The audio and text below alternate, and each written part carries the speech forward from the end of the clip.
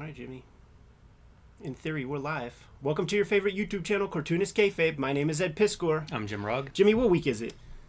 It is January 31st. 1 month down, dude. 11 to go already. Yes. In 2024. Man, it goes by fast. It really does, dude. I'm still in 2023 mindset. Dude. Early 20, like maybe first quarter. I still might be in the 2000s. I swear to God, I was putting together a check one time and I wrote 19. Yes. Although that was probably 15 years ago. You know something weird, dude? Like, I saw a website that was talking about, like, quaint stuff that Gen Z doesn't know about. And they said writing a check. But like how do you pay your taxes? Like, I have to write checks to pay my taxes. That's a good point. I think you can do everything with credit card payment at this point. Yeah. Anyhow, man. Because otherwise no business would get done, probably. Yeah, I guess so, right? And it is weird, like, waiting for the payment to go through. Because, like, what happens when you send your Fed tax through check, which is what I do? Is that what you do? Mm-hmm. And, like, you have to make sure it clears. And so what happens if it doesn't? You know, I've never been in that situation where it hasn't, but, like, that could happen. Yeah, and then you got to, like, cancel a check. And, like, IRS comes after you for writing bad checks. I don't know. Or just, like, they don't get it is what I'm saying. Yeah. Anyhow, Jimmy, let's do a little bit of pluggage up front and then get into the meat and potatoes of the conversation.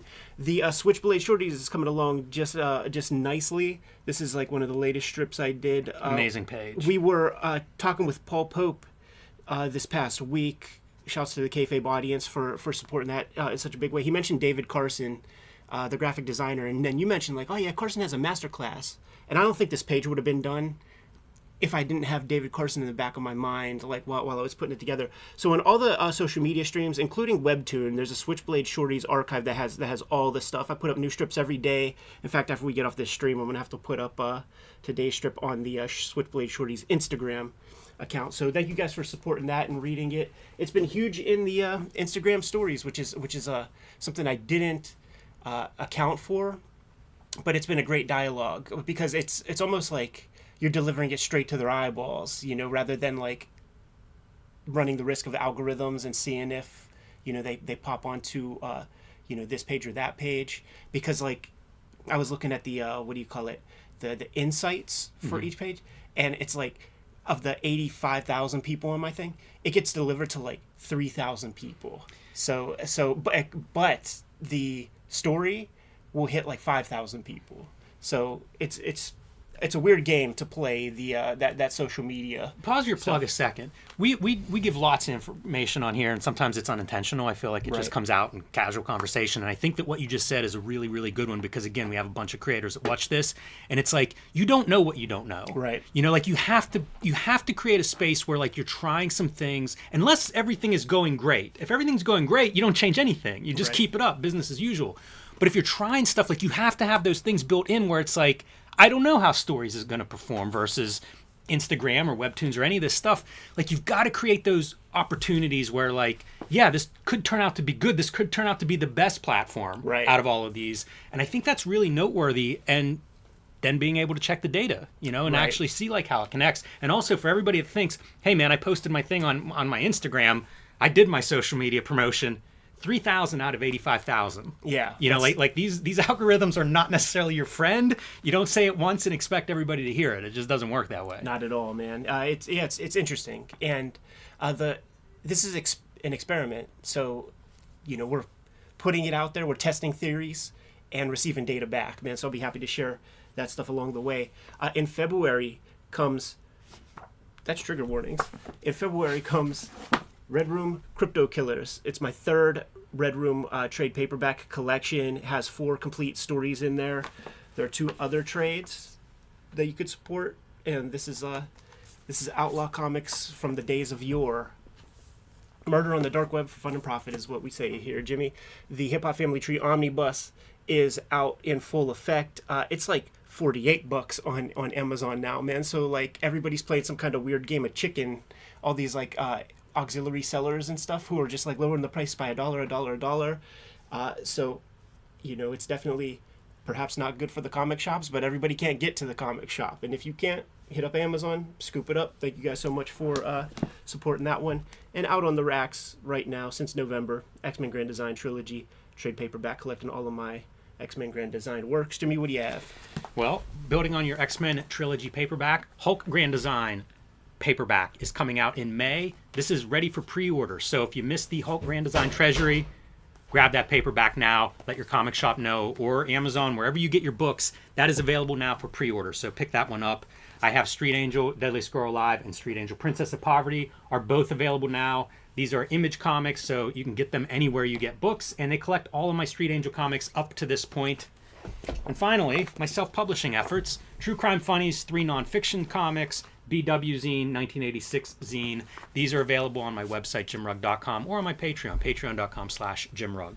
I see the gang's all here in the chat, man. I see Rob McCollum. I see West Coast Dave. And West Coast Dave, thanks for that issue of TCJ. That's going to yield a couple episodes here today that we plan on recording. We were just talking about how we're going to make that happen. It's going to be the King Kayfabers who are going to be able to see us do these recording sessions while we construct these episodes that we do each week. And they get all the videos before anybody else. So there's a link to the Patreon. It's pinned to the top of the chat. Join up, become a King Kayfaber, mitigate the Kayfabe effect, see all the stuff we're talking about. I really think that issue of TCJ is going to be Kayfabe affected because it has one of the most appropriate Cartoonist Kayfabe interviews in there. It's a meeting of two worlds, like this collision of two complete different cultures. Like that happens a lot in my sort of pop culture interest, you know. Roger Corman, Ramones, like Rock and Roll High School. How does that shit happen? That kind of thing. So that's going to be a fun recording session.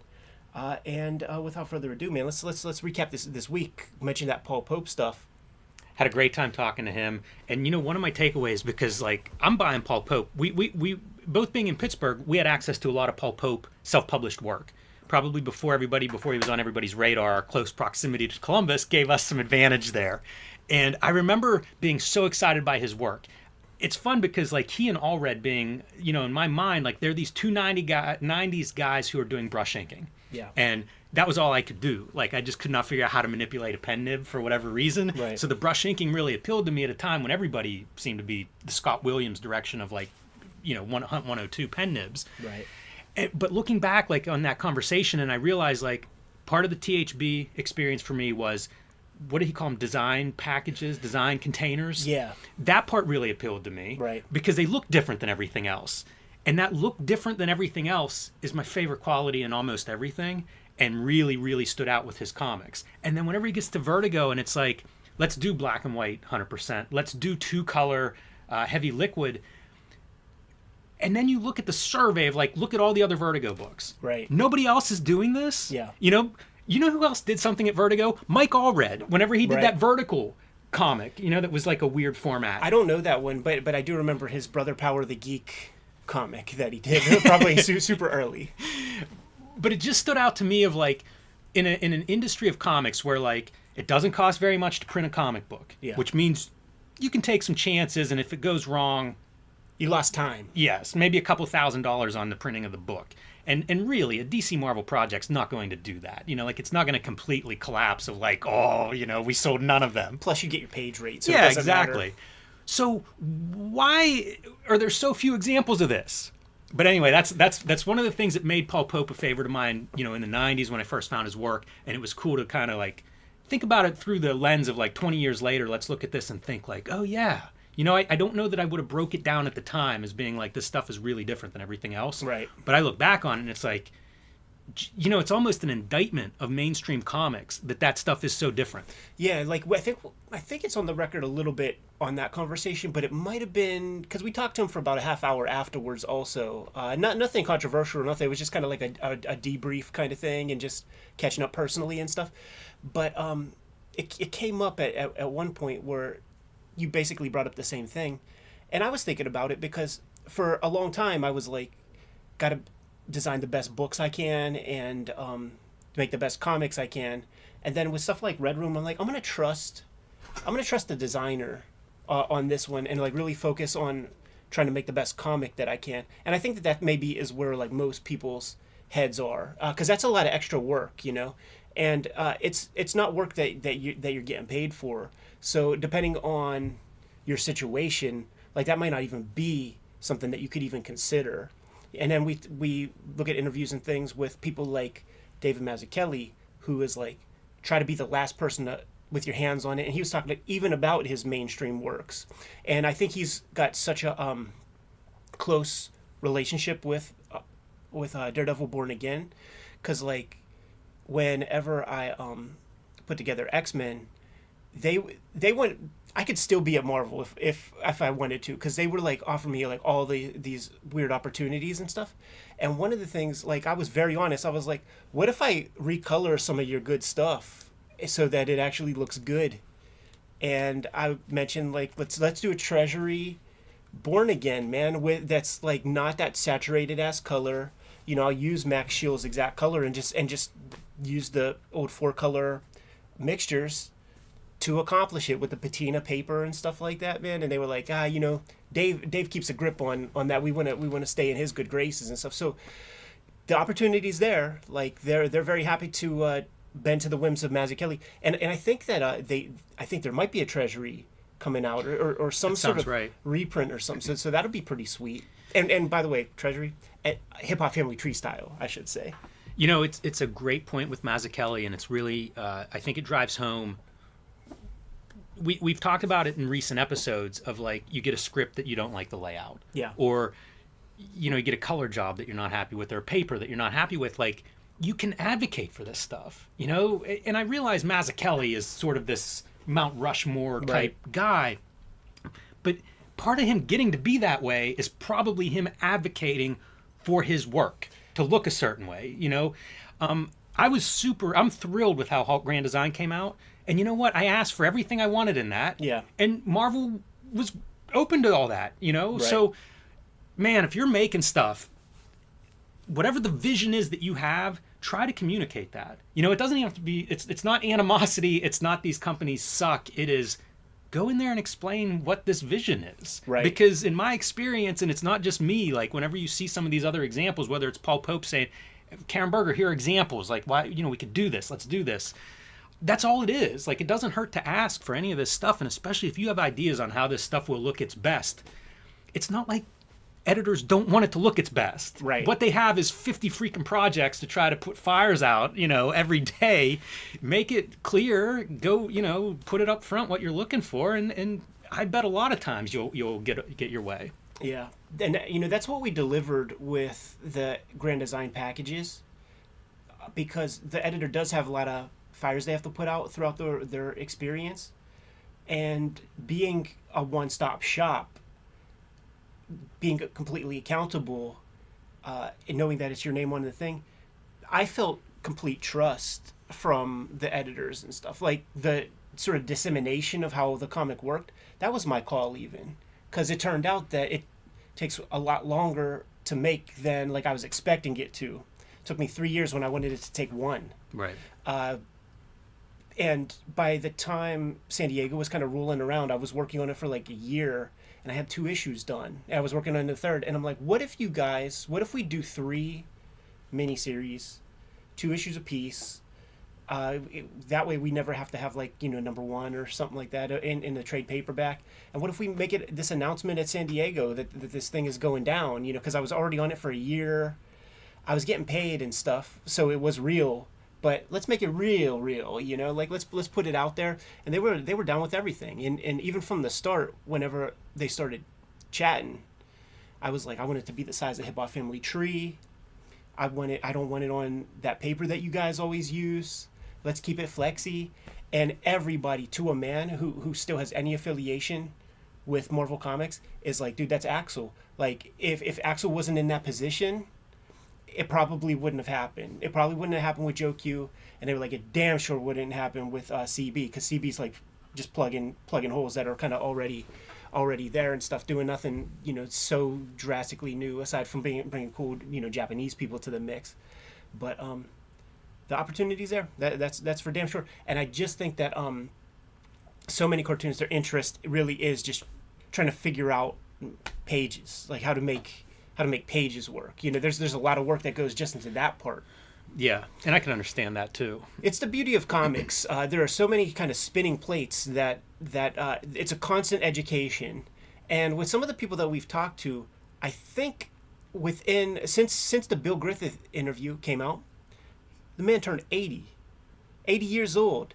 And you saw Happy birthday, Bill. You saw how with it, how cogent the dude, like, he was completely together. I think that comics is a part of that, man. You don't hear much about Alzheimer's and stuff with cartoonists. The work might degrade. It might man. Like, you might overuse that wrist, but a lot of the old timers, man. The only criticism one can make is probably like they're extra cranky. Yeah, and to be fair, a lot of the cartoonists I know that are young also cranky. Exactly. So it's like it's a magnification. But dude, this past week, that David Carson guy was been on my mind. He was mentioned by Paul Pope, and then you really struck the chord because you're like, yeah, Dave Carson, he's that guy. Raygun Magazine, he's the dude that like got hold of a boring article and like typeset it in Zap Dingbats. And I'm like, that is so fucking ballsy. Like, I don't know about that so much. But then when you look into him, you're like, oh, like that 90s aesthetic, that's him. But then there's like everybody was like trying to be him. He set the template. Like a rock star of that stuff when I was in school. Right. And even then it was probably short, it was after he had probably maybe peaked or made his name, because how else would I know about him? But yeah, he definitely seemed to be the guy that had taken the desktop publishing tools and sort of pushed them far and had a platform for it. Raygun Magazine, it was a big enough platform that if you did something interesting, it was seen. Right. So, it all kind of came together, and he was bold with it. Like he would lean into that stuff like, what do you call it? The end of print or the end of reading. Like before that was everywhere. I think it was the name of one of his first monograph. Right. So, yeah, he definitely was a guy who kind of brought a different energy to the design field that coincided with the technology changing, where it was like suddenly, like when I was in school for design, it was almost like design's a trade, and we were housed in the same building as the fine arts building, but there was almost no crossover. Right. Like somebody wouldn't take design as an elective if you were like a painting major or a sculptor major, because it was almost like that's a trade school. You were typesetting up right. until, I don't know, 92 or something like that. So yeah, he was like new blood. I don't think he was formally trained in design. No. I think he started on a surf magazine, which there's a lot of interesting artists that come out of like the surf skateboard stuff, where it's like these are people that are creative spirits maybe, but not necessarily traditionally like, heading toward Madison Avenue, and then right. they make a left turn into surf design, and so I think a lot, I think they're open. I think it's just a different kind of mentality. If you show up and you're not formally trained, like you're probably a lot quicker to adopt something or to try something that you don't even realize it's a rule you're breaking, maybe until people come down on you, and then you can stand up if it worked, And it's that great, like I always talk about, we have these long boxes, and there are kids who are getting into the medium of comics at age 19, 20 without this baggage, and they do some really amazing things. They invent stuff. Yes. There's a flip side to that. They make really, really what we would consider very dumb mistakes because they don't have that. But the stuff that they invent, it might outweigh the tradition, which is a cool thing. Or because like a guy with the traditional background and knowledge, you could take their little invention and apply it to good storytelling, good craft, like that sort of stuff. So that's pretty cool. It's certainly one of the values of looking at history as well as whatever the right. The untrained person, the new thing, the new voice is. Yeah, but yeah, like he having none of that baggage, and he made the discovery about graphic design as a thing, like when he's like 27 or something. Mm-hmm. He was basically an adult, and lived a life, had experience, and had taste. Like it's that stuff. It's there's Steve Jobs in that. Dropping in on calligraphy classes to figure out what good typefaces are like, and then well, how do you make that work in your life? You bring a font to the computer. Like that's what he brings to the table. That sort of abuse of the rules. Like why does everything have to be flush left and that sort of stuff? But like one of the super interesting things, because I got the master class, went through that. It's only 2 hours. went through that. So I'm like, let me see what else is out there. And he's got a TED Talk. And his TED Talk, I sort of got, you mentioned it to me before. It's, he's showing spreads of magazines from 9/11, right, from that time period. And it would be like an ad. I guess, I think it was a magazine he art directed, I think. And but he had no say in where the advertisements would lie. So he's showing spreads to the magazine, and on one page it's this extremely harrowing image of like a mother holding her kid and like looking at like smoke and like dirty or whatever, and then the next ad is a model smiling like holding a can of Coke or something. Right. And it's a alpha omega kind of spreads. It just kind of like worked out, but he has an artistic eye to like notice that as a thing, because like we actually fall victim to it a lot while we do our reviews, where one of the big criticisms that comes through is like, you guys are just going to ignore that Mad Balls ad, right? Yes, you know. And like the I love all those ads for all those reasons, because of the context it provides. But the stuff when it gets extreme, like David Carson's example of it, you know, I mean, it's hard. It's funny because most people do ignore it. Right. You know, it's like this advertising is just part of our life, to the point of like, sure, it's right next to the 9/11 atrocities. And then you go, well, it doesn't have to be. Somebody put it there. Right. And you know, possibly the person that put it there isn't even thinking. They're just like, sure you know, not. it's page 9 is an ad, or, you know, whatever, however it's laid out. One thing in comics is like that would interfere with your 2-page spreads. And you've heard same with people that magazine. complain about it. Yeah, same with that magazine. It would have 2-page spread articles, so then, you know, these ads have to like hit a certain thing, and, you know, he doesn't know what the ads are that are coming through. But he showed about 5 or 6 of those spreads. I encourage everybody, like David Carson TED Talk. I think it's a very early TED Talk. Yeah, I remember, I've seen some of that talk. I've probably seen all of that talk, but I remember seeing it a long time ago. Yeah, it's been around for a while. It is interesting to me to look at designers, because a lot of our world is influenced by this stuff. It's not accidents that we encounter the things we encounter, but we do take them for granted because it's kind of like it's always been there in a way. Right. You know, like good design, it's almost like good lettering, where it's like, if it's good, it just is there. Like, you don't think about it. It doesn't, you know, it draws the perfect amount of attention to itself, but not too much. Yeah. And that's what happened with the 9/11 spreads, is it's like, that's too much attention. Right. What you're drawing here is boy, from a comic standpoint, it's really interesting because it's a juxtaposition of 2 images. Right. You know, which is kind of what we do with panels. Yeah. You know, at least in some panel relationships. Yeah, it's, I mean, I've been advocating for it forever. Is like, if you're making comics, study a little bit of graphic design. It's words and pictures too. You know, like it's all the tools, or at least a lot of the tools. You know, having some understanding of that stuff is not going to hurt you as a cartoonist. It's certainly going to allow you to look at those images and words a little differently. Carson's going to hurt some feelings when it comes to comics. People who are going to be watching this thing, man. Uh-oh. Because did you? I haven't seen it yet. You didn't, like, his major tenet. Don't ever choose a font that's hand lettering. Hand letter it yourself, is what he said. That's the major tenet, man. Yeah. Fuck these hand lettering fonts. It's a wonder there's not blowback about that because of the inauthenticity.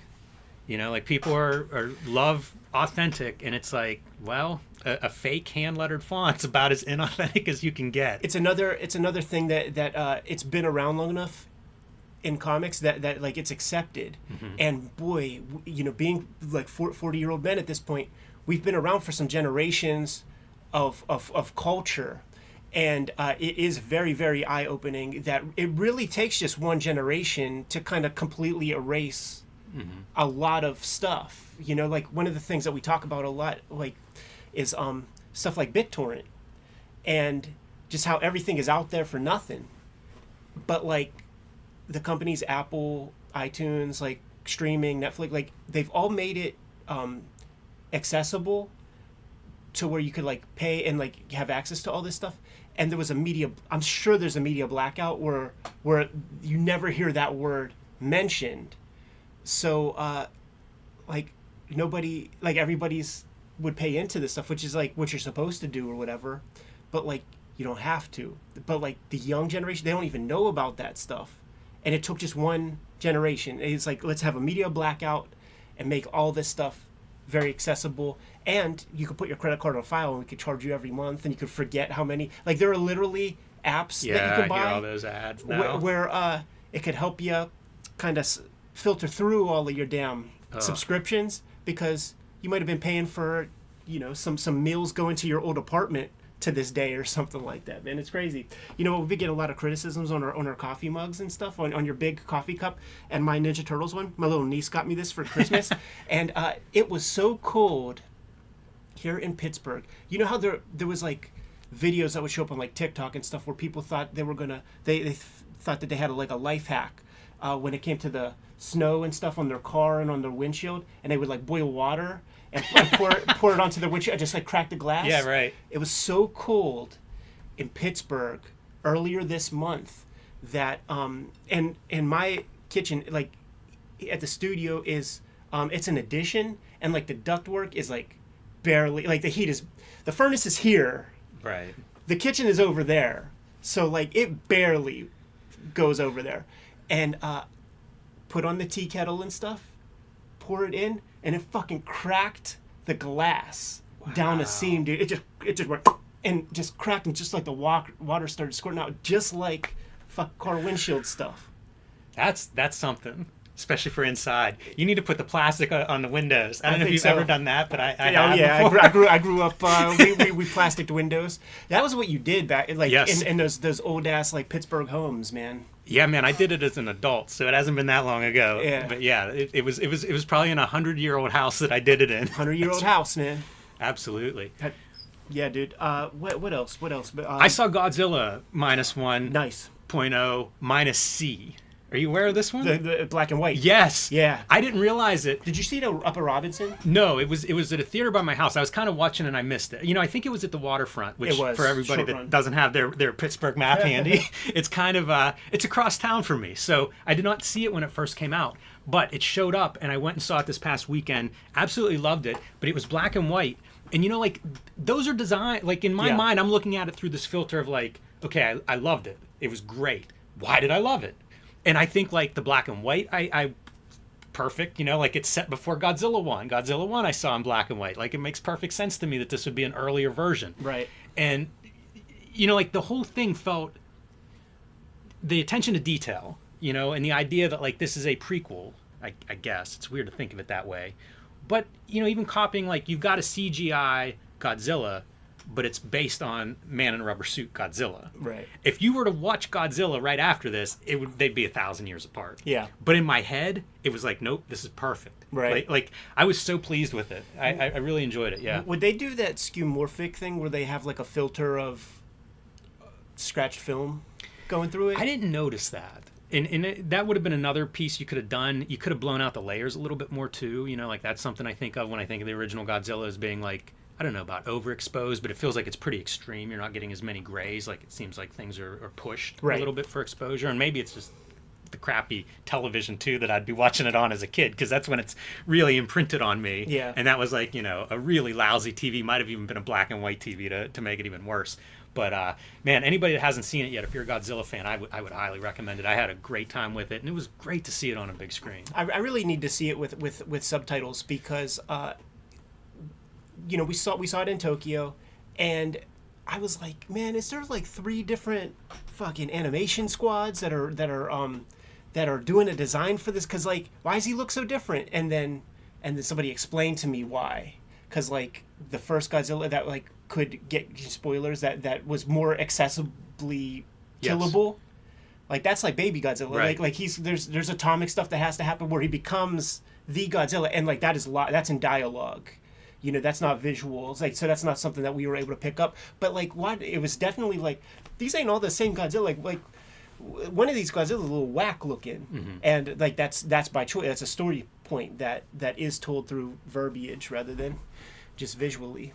Yeah, it does make me curious to see it again, because I'm reading subtitles as I'm watching it, so I'm sure that I missed a lot of the visual stuff. And I was trying to picture what it would have been without, like if I didn't have any access to the script. Right, like what that would be like. Because I like the script too, by the way, so I would recommend it. Yo, totally, yeah, absolutely, yeah. Because like another piece that I took away from it was like, oh shit, this is like a celebration of freaking Kamikaze, and my people were like, not like Right. it's the opposite. It's the opposite. It's like that ain't even a Japanese plane. Like the Japanese resources are all gone away, and that's in Barefoot Gen. That's a big part of the Barefoot Gen story is that makes it like really really you feel the heart in that story because it's not a very clean. It's not a piece of Japanese propaganda. It's a manga from the 70s, Shonen Jump, about the atomic bomb blast of I think Hiroshima. And so you just imagine that it'll be this thing where like America's like all evil and Japan is benevolent. Like but it's the opposite. Like it's the small people who are having the damn bombs dropped on them. Like they're mad at everybody because the Japanese are hoarding the food to just ration out to their soldiers. So like the brother that went off to war like gets to eat better than the family he left behind and stuff. And there was a lot of animosity toward that, and that is mirrored with a lot of some of the friends that I made out there who still have animosity toward the government because like their grandfather was in the war, did not get shot by anybody, starved to death as a soldier. Wow. And there's like all this animosity. That comes up. They criticize the supply lines that left soldiers starving. Yeah. Is not being good enough. You saw it in Japan, right? Right. Did you get a sense of the crowd? I don't know that the Japanese crowd, like in wrestling, they're known to be kind of like sit on their hands quiet. It was that. Did you get an impression of like people leaving? It seemed like they liked it, they enjoyed it. Not at all. Like nobody puts their emotions on their face at all. Like the biggest piece, the biggest pop that happened in the theater was when Brian Moss started snoring, and then that got the Japanese people to start laughing a bunch. Yeah, the story's interesting because it's definitely a different slant from from an American pro-military standpoint. Like it's really different. Like one of the things they keep talking about is like we're not going there to die fighting Godzilla. Like we are going there and trying to keep everybody alive. Like we're going to bring everybody home because it's like a big effort of all these different factions working together to overcome Godzilla. But that was a big part of it, and it's funny whenever you see something that's a little bit different message-wise in a movie and how much it is like glowing. It's so different than what I'm used to. I saw a running movie a couple years ago and I didn't know it, but it was a Christian movie. And so like there's prayer in it and it was the same deal where it wasn't like outrageous, but it was just like, when's the last time I saw a movie where like somebody prays before they do something? Like it just stood out as like, wow, that's different than 99% of what I watch. And I felt that way with this Godzilla movie. So I was kind of curious how it landed in Japan.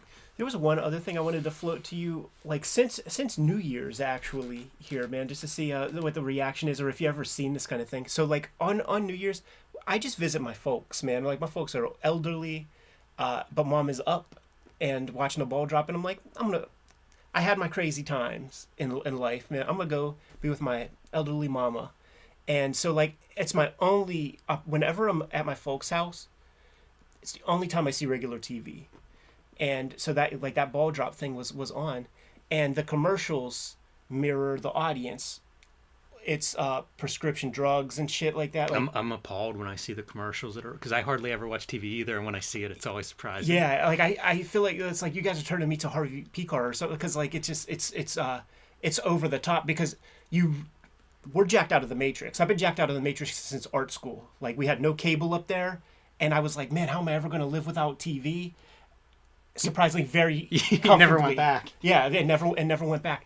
One of the side effects for whatever this medicine is, I'll wait till you finish drinking, man. Go ahead. Death. They said wow. Death. Wow. I was like, holy, the side effect? Like maybe you work it out, maybe you do one more FDA test or something. Wow. Death is a side effect of the medicines that are on television these days. Tell me we do not at least live a little bit in a RoboCop kind of dystopia. It's pretty strange, but I do think some of that is also because if you know how people talk about comics are like nobody, comics are in trouble or whatever, comic books. TV's the same way. Like if you look at like the average age of who watched TV in 2000 versus now, I think it's more than doubled. Like right. It is old people that are watching TV at this point. So like I get it whenever we visit, like again, like you, aging parents is whenever I'll see TV and you realize like a lot of that stuff is aimed at that group. Because right. like what are they doing? They they have a calendar full of doctor appointments, at least many of my relatives do. And so, you know, I guess they go in and they request. Maybe not. Well, maybe some do request the one that has the side effect of death. Give me a double of that one. I do. It's a new swing on Dr. Kevorkian. Right. I do think it is. I mean, it feels like Saturday Night Live skits or something. They do feel like Saturday Night Live skits because it's really them hedging their bets, like through legal gymnastics and stuff. Because like, how can a side effect be it makes you shit a lot or constipate you a lot? Yeah. Like, and it's for the same medicine. So, you know, you either live or you die. That's the extreme. Those are the poles. And somewhere in between, you'll shit all day, or you won't shit for 3 days. That is such an SNL commercial too, where it's like you just go to the like, what's the end result of this? And it's life or death. Like, you're okay or you're dead. Episode 1 of Saturday Night Live has a fake muck commercial about the safety razor that has 3 blades. Yes, and I have one that has 5. Yes, I have heard podcasts on it. Like, it's an industry. Big news whenever somebody's like, we can't, that's the maximum blades we can ever get. And then somebody's got the 5 that come out and it's just like, there's no limit. It's ludicrous. So we are recording on a Wednesday today, man. That's it's for the guests that we have planned. You know, making things work around that. Should be a very spirited conversation. I'm on edit duties for this one. So whenever we start the recordings for the King Kayfabers, we'll let them know who it is. But I'll make sure to edit that video first so that the Kings get access to that conversation before anything. We've got a couple record sessions that we're going to do. So give us a little bit of time, King Kayfabers, who are on our Patreon and down with the streams. And we're going to figure out what the next course of action is. I'm thinking that it might be smart to go in the other room, record yours, come back here, record mine. So give us a little bit of time, 10, 15 minutes. Go do your ablutions. Go take your medication that may risk your life. Go get some fresh coffee. Warm up that coffee mug in the microwave with some water gently before you actually dump the hot coffee in there. Yeah, for sure, if you're in a cold region. If you have a San Diego Comic-Con coffee mug, it had a seam. It had a seam anyhow. Like, you could tell that not built for this weather. It was not like tested. A piece of, like, rather than being molded like on the wheel, it was like a piece of glass that was like looped and like met at this edge, so you could feel this seam, and that's what popped whenever. That's a shame. Yeah, it was a good mug. But we are going to split now. The title for this episode is to say your prayers, Jimmy, and our scripture is comic books here at Cartoonist Kayfabe. So Jimmy, if you want to give those final marching orders, we'll call them prayers this round, not to get reasonably secular here on the channel. It's like the daily devotions, man. Yeah, dude. Give Read more comics. Dude, I stepped on you one more time, man. Read more comics.